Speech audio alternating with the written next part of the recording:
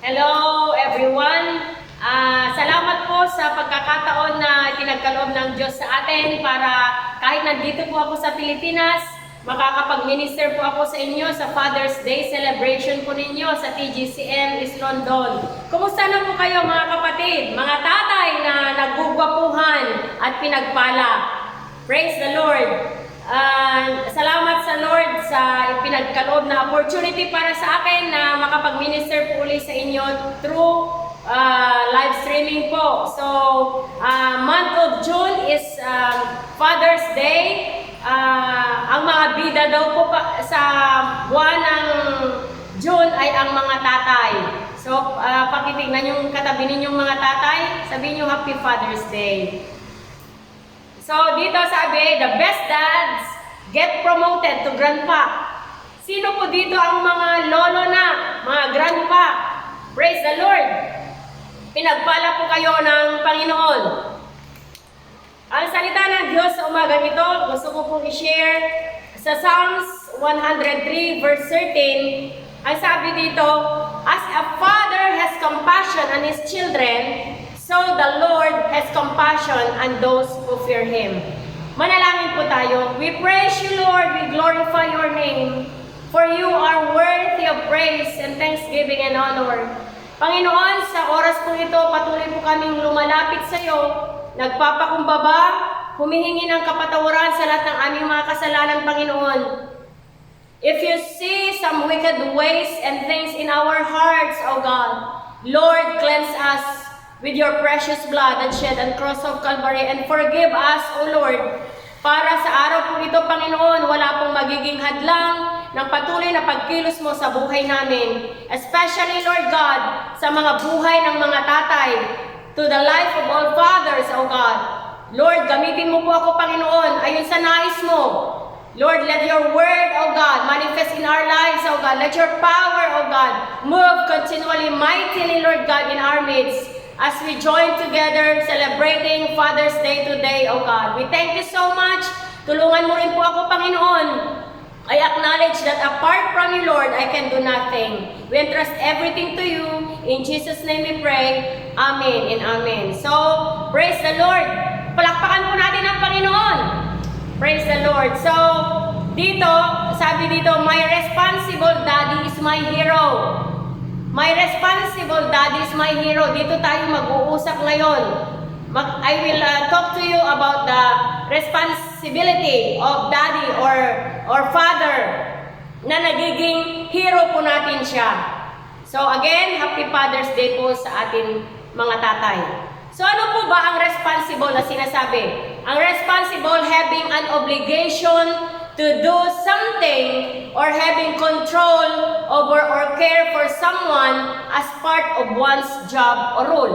Ayun po yung meaning o ibig sabihin ng responsible. Having an obligation to do something or having control over or care for someone as part of one's job or role.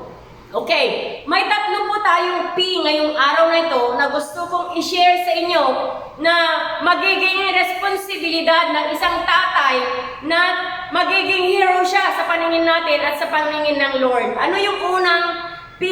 Sabi dito, the protector of his family. Number one na responsible or responsibility ng tatay ay to be the protector of his family. Sabi dito sa 1 Timothy chapter 3 verse 4 to 5, kailangan siyang mahusay mamahala sa sariling sambayanan. Iginagalang at sinusunod ng kanyang mga anak.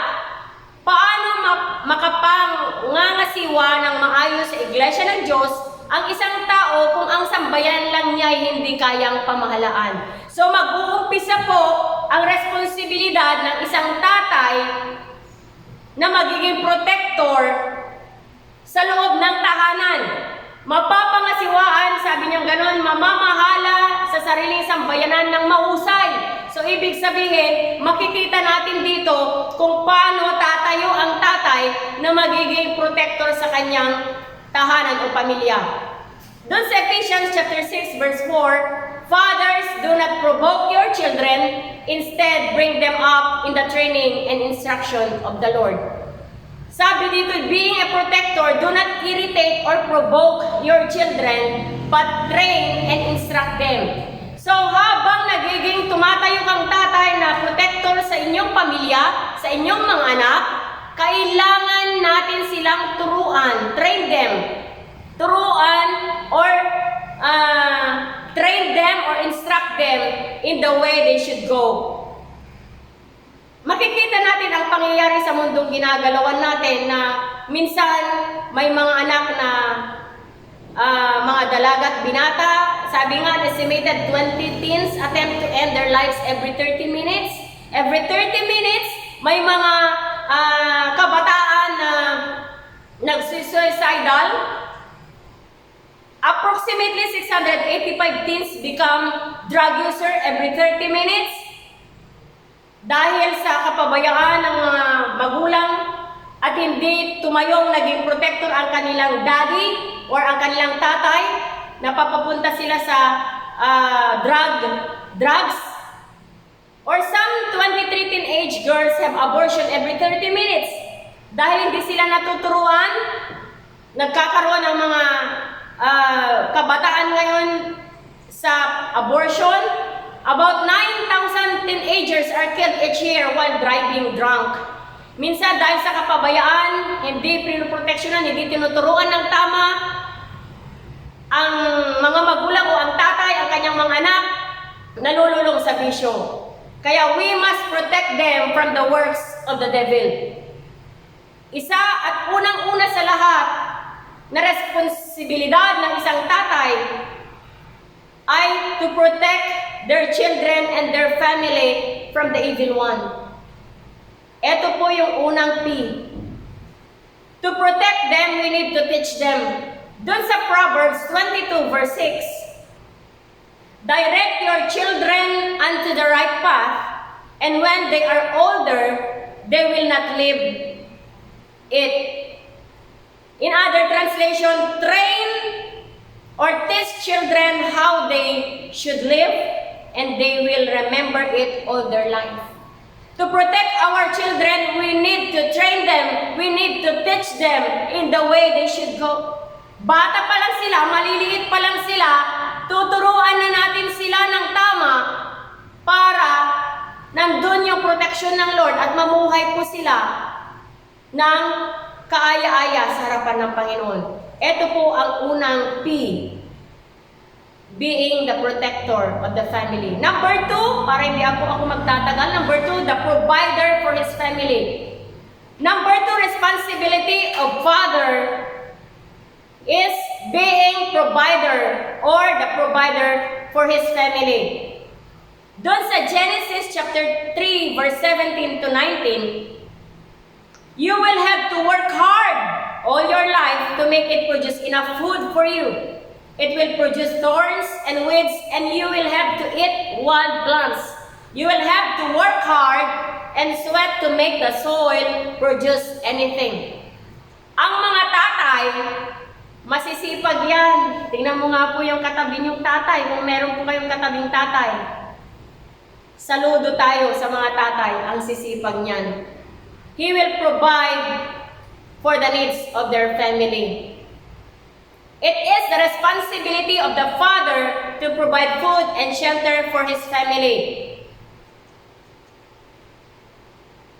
Sa 1 Timothy chapter 5 verse 8, anyone who does not provide for their relatives and especially for their own household has denied the faith and is worse than an unbeliever. Tingnan po natin ang sinabi ni Timothy dito sa 1 Timothy, Apostle Pablo dito sa 1 Timothy chapter 5 verse 8 na anyone who does not provide for their relatives and especially for their own household has denied the faith and is worse than an unbeliever. Kinumpira po tayo na mas grabe pa o mas worse pa ang buhay natin kaysa sa unbeliever kung hindi natin i-provide ang pangangailangan ng ating family. So mga tatay na nakikinig sa akin sa araw na ito, number 2, responsibility. Your responsibility is to provide for your family. Palakpakan po natin ang Panginoon. And number 3, the last, letter P, thirdly, is the priest for his family. Not only a protector for his family, not only provider for his family, but the priest for his family. Ano ba yung tinatawag na priest? Tingnan natin sa Deuteronomy chapter 6, verse 5 to 7. Hear, O Israel, the Lord our God is one God. You shall love the Lord your God with all your heart, with all your soul, and with all your might. And these words that I command you today shall be on your heart. So bilang priest, as priest for the family, loving God is the top priority. So ang responsibilidad ng isang tatay sa kanyang pamilya ay tatayo na maging priest o ipapakita niya ang isang halimbawa na top priority niya sa buhay niya ang paglilingkod sa Diyos. You shall teach them, tuloy ko sa verse 7, you shall teach them diligently to your children, and shall talk to them when you sit in your house, and when you walk by the way, and when you lie down, and when you rise. Dito sabi, as priest for the family, you have time to do this. Dito sa verse 7, pinapakita niya kung ano yung responsibilidad ng isang tatay na tatayong priest or pare sa isang loob ng isang pamilya. Yung sabi niya sa verse 7, you shall teach them diligently to your children. Nandun yung patient natin na magtuturo sa mga anak natin, lalo na kayong mga tatay, you need to diligently teach your children. You shall talk to them when you sit in your house. Ang sinasabi niya dito po ay yung salita ng Diyos. Magkakaroon po tayo, mga tatay, ng panahon para i-share sa mga anak natin, sa member ng family natin, ang salita ng Diyos. Hindi po ang nanay, ang tatay yung priest ng family. It's you, daddy. It's you, papa. It's you, tatay. Ikaw yung unang tatayo na magtuturo sa mga anak natin the Word of God. Hindi lang sabi niya ganito, when you sit in your house, when you walk by the way. Tignan natin, inisa-isa niya habang nakaupo ka sa bahay niyo, habang lumalakad ka, habang matutulog na kayo, and when you rise up. Ang dami, no? So, lahat ng panahon na pwede nating ituro ang salita ng Diyos sa mga anak natin, it's your responsibility, tatay and daddy. Palakpakan natin ang Panginoon. So, the father must lead to their family altar every day. Ang tatay ang nag-i-initiate. Ang tatay ang magkukall sa member of the family to have their family altar every day. Alam niyo po, this is one of the most important thing in a family, to have a family altar. Yung sama-sama po ang lahat ng miyembro ng pamilya na mananalangin every day. So this is the responsibility of the father to lead his family to their family altar every day. Para nandun yung protection ng Panginoon, nandun ang pagpapala ng Panginoon sa family, nandun ang pabor ng Panginoon, at patuloy na paggawa po niya ng himala. Palakpakan natin ang Panginoon.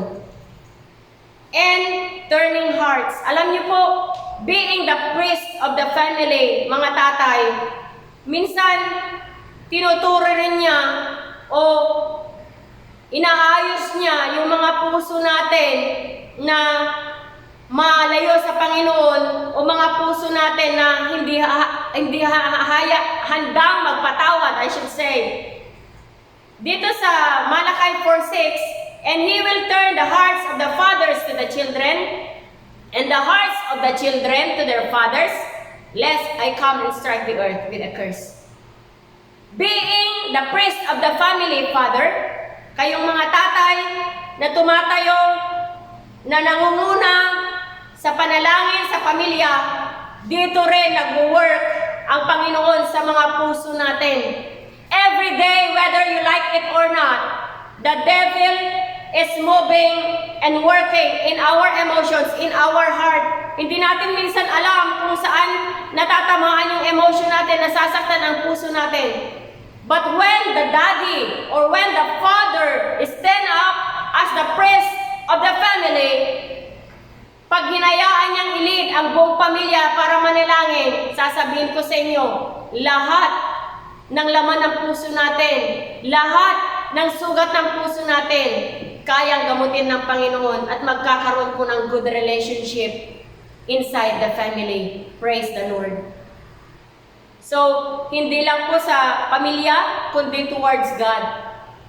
Tinatama ng Panginoon ang puso natin sa paglilingkod natin sa Kanya to love Him all the more in our life and toward each other. Alam nyo, kaya maraming family na hindi nagkakaunawaan, walang pagmamahalan, may mga pagbabangayan, pag-aaway sa loob ng tahanan kasi wala po yung family altar po nila. Pero alam niyo po, bilang daddy, I challenge you today. Lahat po ng daddy sa TGCM East London, patuloy niyong i-lead ang family ninyo to have your family altar every day. That God will heal your family, that God will heal your relationship, that God will bless your family. Praise the Lord. Praise the Lord. So, ang pangwakas ko po, bilang responsible father, we must stand as the priest of the family. Don't ever forget, the father will be the provider of the family, and the father will be the protector of the family. At ang mangyayari sa mga anak natin, they will be protected, there will be the recipient of the blessings, and makikita natin yung bunga, yung product. They will be blessed beyond measure, mga kapatid. So, ito lang pong salita ng Diyos. Let's pray. Heavenly Father, we thank you so much for your word today. That being a father in the family, Lord, you have given us a lot of responsibility. But today, O God, as we receive your word, Panginoon, dalangin ko po, Ama, sa mga tatay na nakikinig, sa mga tatay ng TGCM East London, I pray, O God, that you bless their lives, O Lord, that they will stand to be the priest, to be the protector, and to be the provider of their family, O God. Panginoon, hayaan mo ang mga tatay na marami pong ginagawa, marami pong trabaho, Panginoon. They find ways, O God, to lead their family in their family altar every day. Na kung saan, Panginoon, sa patuloy po nilang pagkakaisang pananalangin, dito ka po, Panginoon, kumikilos, nag-iingat at nagpapala sa pamilya. Panginoon, may mga tatay man, Lord God, na may sakit sa mga oras po ito. Dalangin ko po, Ama, that you touch them. Let your healing power flow upon their lives right now, God. Lord, hayaan mong maramdaman po nila, Panginoon, ang paghipo mo sa buhay po nila. And Lord, let there be a good health and mighty strength that comes from you. Panginoon, kung may mga tatay man na may hindi maganda, Panginoon, ang relationship nilang mag-asawa, relationship sa kanilang mga anak, Panginoon, Lord, I pray right now that you minister to all this father, Lord God, today. Touch their heart, O God. Let their heart be healed, O God, in the name of Jesus. And Lord, let their relationship between their wife, their children, O God, ay magkaroon ng healing, O Lord. Salamat po, Panginoon. Patuloy mo rin pagpalain ang iglesia mo, Panginoon, sa TGCM London. Under, Lord God, sa pangunguna, Panginoon, ni Pastora Ruby Eustaquio, Kuya Danny, Lord God, and his family. Lord, bless them. Protect them, O God, and let good health and mighty strength be upon them, O God. Cover them always with your precious blood, and let your angels be with them, that any plans and works of the devil shall never prevail in their lives, shall never prevail in their ministry. In the name of Jesus, in the name of Jesus. Thank you, God, for this time, that even in a short time, O Lord, I minister to them, share your word to them, O God. At nananampalataya at naniniwala, Panginoon, na nag-minister ka po sa buhay po nila. Salamat po, Ama, for you deserve all the glory, all the honor and thanksgiving. In Jesus' name we pray. Everybody says, Amen and Amen. So God bless you all, mga kapatid. Salamat po sa pagkakataon. Miss you all.